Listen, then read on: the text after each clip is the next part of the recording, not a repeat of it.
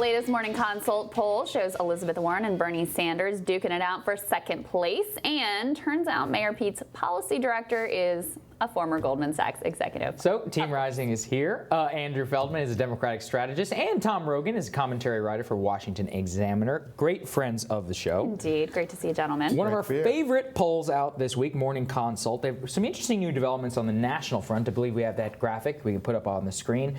32% for Joe Biden nationally. Elizabeth Warren and Bernie Sanders tied at 20%. I love these polls because this one is actually a margin of error of just plus or minus 1%. Buttigieg showing fourth, but a strong fourth. That's right, always. Our friends at CNN always like to point out. And then Kamala Harris stopping at 5. However, Andrew, I do think the most interesting thing is that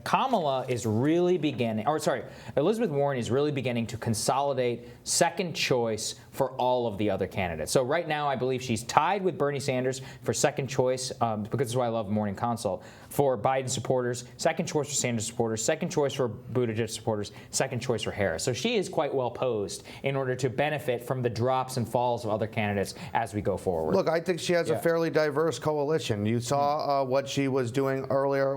We discussed it on this show several weeks ago with how she was moving with Hispanic voters. Look, she is running a really good campaign. And the reason I say that is because of what's going on the ground. Her organizing effort, she invested in staff early, and that's happening not just in the early states, but in places across the country. And that's going to serve her well in the long term, right? Well, just because it means that she can get into states early and start building that momentum about her call for structural change. On the other hand, it's been interesting post-debate because she had this just sort of steady and consistent rise to where she was actually ahead of Joe Biden in certain polls and certainly very close to him in a number of polls. Since the debate, with Buttigieg ticking up a little bit nationally and in Iowa and New Hampshire, he seems to have cut into her support just a few points. So she hasn't had, there was only been one poll post-debate where she was up by Biden.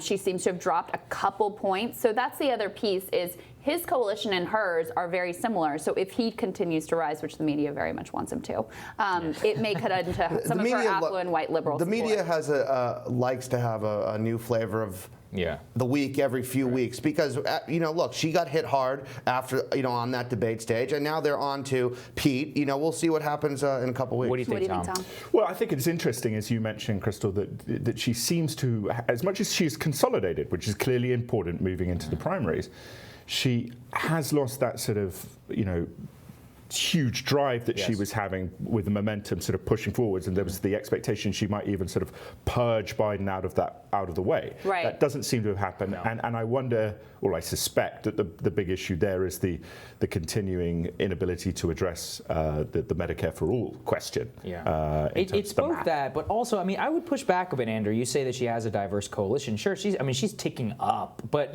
Bernie's still beating her amongst young Latinos and young blacks. If you see in the older black voters, her and Bernie Sanders are relatively tied. But belying all of that, Joe Biden has significant support. Sure, I'm not comparing her to Joe Biden. Absolutely not. Right? I think Joe Biden, comes into this campaign with the most diverse coalition. Absolutely. The question is, can he hold on to it? Right? And we've seen since the beginning of the campaign that he's struggled to do that. So we have to see what happens here because I don't care about national polls. I think that's not how this election primary is won. So if I'm Warren's camp, the latest Iowa polls still look good for her, right? Well, and I just said that. We have early primary states, actually. The early primary state poll, also from Morning Consult, actually has her behind Bernie Sanders in this one. He's ticked up. Biden's still in the lead at 33%. Sorry, that's very small.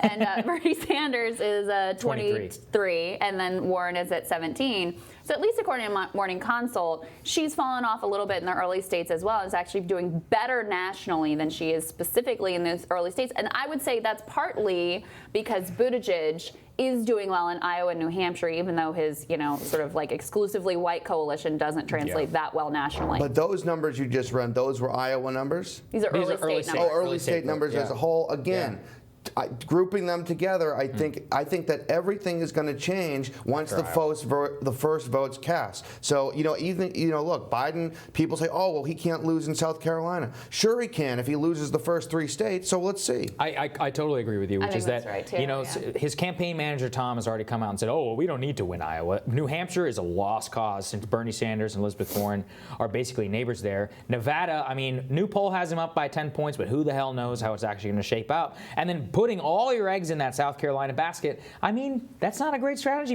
That's going to just shatter your myth of electability. Yeah, and I also think the Sanders factor. I mean, again, mea culpa. Last time I was on the show, I was saying I think Sanders is done. Right? Well, yeah, you did. I got that. You heard it. Yeah, I appreciate you admitting that. Oops. His energy, though, and challenging back, and especially now that you see Biden from perhaps the nominal right, and Sanders from the left, and saying, listen, quite openly with the math explaining.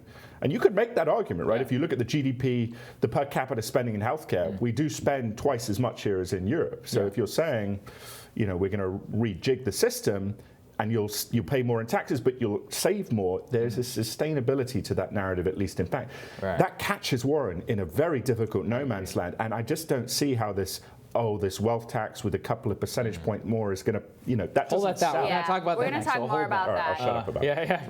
At the same time, as you described him, Andrew, the flavor of the moment, it's now coming to light that his policy director is a former vice president at Goldman Sachs. Great tweet from our friend of the show, Ryan Grimm, that his idea of unity is bringing the feuding elements of the ruling class back together. It's kind of perfect. But, is this an issue for Buttigieg, where there's obviously a lot of enthusiasm for him among billionaires? He has the most billionaires donors of any candidate. Wall Street very excited about him. The media very excited about him. Basically, affluent white people very excited about him. And when you have someone like this from Goldman Sachs, it just kind of plays into this idea that you're, getting the old wealthy elite band back together. Look, we all know, Crystal, you're not very excited about him, but I think this tweet that the policy director made was not something as someone who does PR for a living is an advisable tweet, right? It just doesn't make any sense. That being said, I don't think it means that she's some Trump supporter or she's some supporter of the same economic policies. Because we have to remember, though, that this lady worked for Obama for numerous years. She headed up a social impact and innovation fund at Georgetown. When it comes to Mayor Pete's donations, I think it's a little bit tough, guys, to say, he may have the most billionaire donations, but to say he's being bought by Wall Street and being bought by big donors, I don't agree with that. His average donation is $32. He has over 600,000 donations. There is definitely, that doesn't mean that he's more moderate than some of the other candidates. At the same time, there is an energy around him that's getting more grassroots donations than Joe Biden. Well, and on the other hand, he is now moderate, but when he started this campaign, he was in a different place. He was trying to position himself as one of the progressives in the race.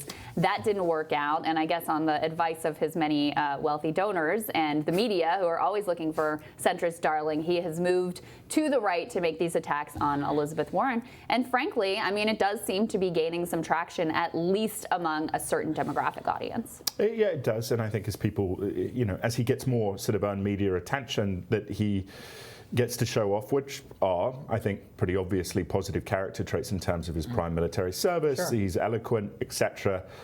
Again, because of his inability to win demographics that Democrats need to win the primaries, I suspect this is not going to go anywhere. But and that's my thing is with Andrew. Andrew is nobody's saying he's gotten bought off. Nobody's saying, but it's about the fact, why are they giving him money in the first place, right? It's why is it that this former Goldman alum is his national policy director is congratulating Dina Powell? Nobody's actually saying that she's a Trump supporter. What we're saying is that there's a bipartisanship to being elite, is that they are going to push the exact same times of taxes, of these trade policy. I saw this in the Trump administration. Dina Powell and Gary Gary Cohn came in to run the Domestic Policy Council basically the same way that somebody would have under the Obama administration. That's the bipartisanship that everybody has a problem with. Nobody wants the bipartisan consensus on economics. Right, and that's why John Delaney's not winning the election right now, right? But that's also why these billionaires are wanting Pete Buttigieg to come back, because it turns out that consensus was great for business. I think some of his, I get what you're saying. Yeah. I hear the concerns, but to be honest with you, in some ways, his proposals are arguably go farther than Joe Biden's proposals. Sure. So, I think that there are a lot of people around him that are professional political consultants and professional, and I don't think that's necessary. Those are some of his challenges, right? And I think that absolutely, if he were to get into the White House, he would not be able just to swing and rotate based on what the polling says. I mean, I think that, and that is definitely, look at what he's run for, right? He's ran for state treasurer, he's ran for DNC chairman, he's run for mayor, et cetera, et cetera. So people like his bio, and pollsters keep on saying, well, you should run for this because the bio tests well. At the same time, he is an impressive candidate, and I think the reason why he's attracting people is because he has this new generational leadership that people are attracted to. Strong fourth place. Gentlemen, stick with us. We'll be back right after this.